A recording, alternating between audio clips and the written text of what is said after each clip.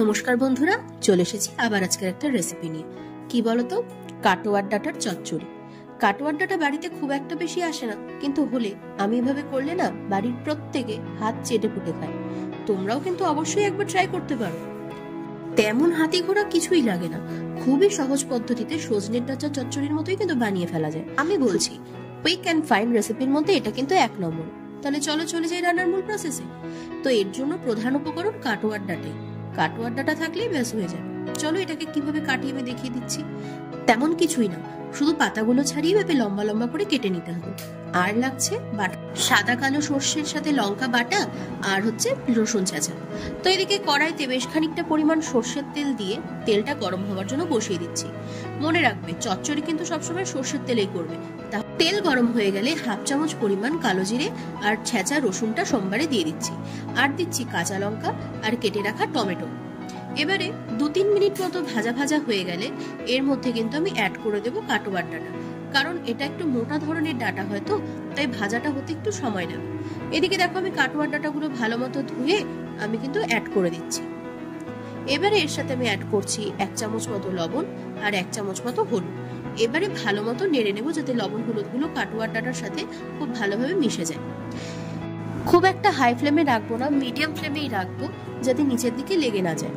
এভাবে মাঝে মাঝে ঢেকে দেবো, আবার কিছুক্ষণ পর পর নেড়ে দেবো, যাতে নিচে না লেগে যায়। অন্যদিকে আমি কাঁচা লঙ্কার সর্ষের দেখো পেস্টটা কিন্তু তৈরি করে নিয়েছি। এইদিকে কিন্তু দেখো আমার কাটোয়ার ডাঁটাটা প্রায় 70% মতো ভাজা ভাজা হয়ে এসছে। আমি কিন্তু মাঝে মাঝে বারবার করে নেড়ে দিচ্ছিলাম, যাতে নিচে লেগে না যায়। এবারে মশলাটা অ্যাড করার পালা। ব্যাস, বাটা মশলাটা অ্যাড করলাম, দিলাম 1 চামচ মতো নুন, 1 চামচ হলুদ, 1 চামচ মতো চিনিটা কিন্তু দিতেই হবে, আর বাটি ধোয়া জল। ব্যাস, এবারে ভালো মতো নেড়ে চেড়ে নেওয়ার পালা। এবারে ভালো মতো নেড়ে চেড়ে নিতে হবে, যাতে মশলাটা যেন খুব সুন্দরভাবে ভাজা হয়ে যায়, নাহলে কিন্তু একটা কাঁচা কাঁচা গন্ধ করবে। 1 থেকে 2 মিনিট ভালো মতো নেড়ে নেওয়ার পরে এবারে আমি জল অ্যাড করছি, এতে এই ডাঁটাগুলো আর একটু সেদ্ধ হয়ে যাবে। জলটা কিন্তু এভাবে মাঝে মাঝে অ্যাড করবে, খুব বেশি অ্যাড করে দেবে না, নাহলে কাদা কাদা হয়ে যাবে। তারপরে আবার কিছুক্ষণের জন্য ঢেকে দিলাম। ব্যাস, এভাবেই মাঝে মাঝে কিন্তু নেড়ে দিতে হবে, যাতে নিচে না লেগে যায়।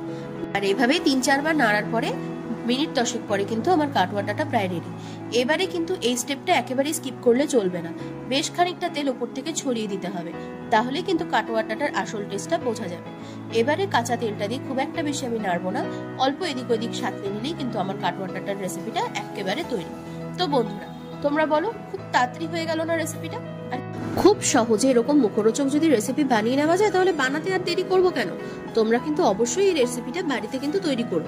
আর হ্যাঁ, বাড়িতে তৈরি করার পর তোমাদের কেমন লাগলো টেস্ট আমাকে কিন্তু জানাতে ভুলো না, অবশ্যই কিন্তু ট্রাই করো। তো যাই হোক, এই ছিল তো আমার আজকের রেসিপি। আরো এরকম রেসিপি পেতে আমার পাশে কিন্তু থাকতেই হবে।